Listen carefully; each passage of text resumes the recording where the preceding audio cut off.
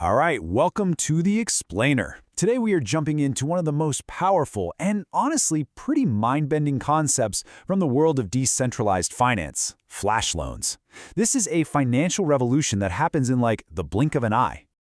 Okay, so let me just ask you something. What if you could borrow millions of dollars without any collateral, no credit check, nothing? And what if you could do it all instantly? It sounds totally impossible, right? I mean, it's pure sci-fi stuff. Except, in the world of DeFi, it is very, very real. Okay, so what is this thing? A flash loan is basically a special type of loan where you borrow and repay the money all inside of a single blockchain transaction. But here's the kicker, the part that makes it all work.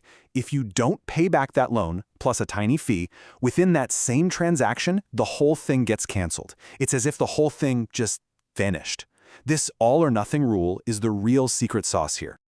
So to really get your head around just how wild this is, we've got to compare it to the world we all know, right? Traditional banking. We're not just talking about a faster loan here. This is a whole new building block for finance. And wow, when you put them side by side, the difference is just stark. A traditional loan, you need collateral. You need a banker to say yes. It takes days, maybe weeks. A flash loan? Nope. No collateral, no one to approve it. And it's all over in seconds. But the craziest part? The part that really breaks your brain? The default risk. You can default on a bank loan. With a flash loan, you literally can't. The code itself makes it impossible for the deal to go through unless the loan is paid back. Okay, so how on earth is this possible? Well, it might seem like magic, but it's not. The secret sauce here is just clever technology built on some really fundamental blockchain principles. Let's break it down. The whole thing is built on this one core idea, the atomic transaction. The easiest way to think about it is like a line of dominoes. For the transaction to succeed, every single step has to execute perfectly, one after the other. But if just one of those steps fails, let's say the loan doesn't get repaid, the whole transaction just reverts. The dominoes are reset. It's like you never push the first one. That's the safety net. That's why lenders are okay with zero collateral. And the engine making all this happen? It's something called a smart contract. You know, the best analogy is a vending machine. You put the money in, you make your selection, and the machine just gives you the item. There's no cashier to argue with, no manager to call. It's just code. And that code executes the rules, period. All right, let's walk through a real example step by step. So first, a user requests a loan. The platform's smart contract instantly sends the money.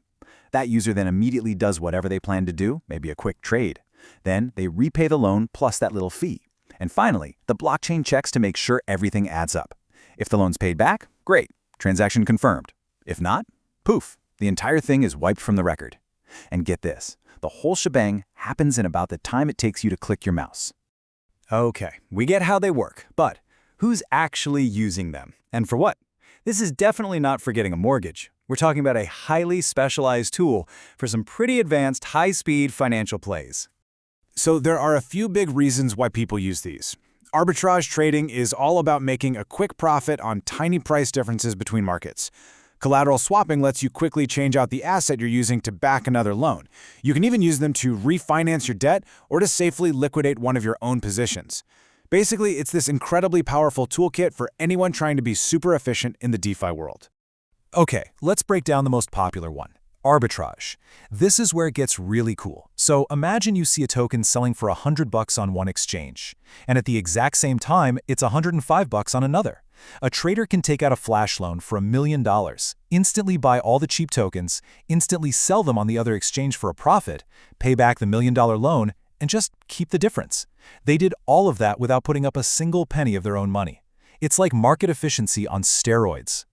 But with this kind of incredible power, you know there's going to be a dark side. Yeah, a tool that can give anyone access to millions of dollars in an instant? Well, that's also the perfect weapon for a hacker. So this is how it usually goes down, the classic flash loan attack. An attacker borrows a huge amount of money, they dump all that money into the market to manipulate a token's price, to make it look artificially high or low. Then they find some other DeFi project that uses that price as its source of truth, and now that price is totally fake. This lets them exploit the protocol and drain it of its real assets. And then, once they've drained the victim, they just repay the original flash loan and poof, they're gone with all the stolen money. And don't think this is small potatoes. The scale of these attacks can be, well, just staggering. Back in 2021, a platform called Cream Finance got hit. The attackers got away with over $100 million. And the craziest part, the part that's almost hard to believe, that entire heist happened in one transaction. It took just a few seconds. That's the power and the danger we're dealing with here.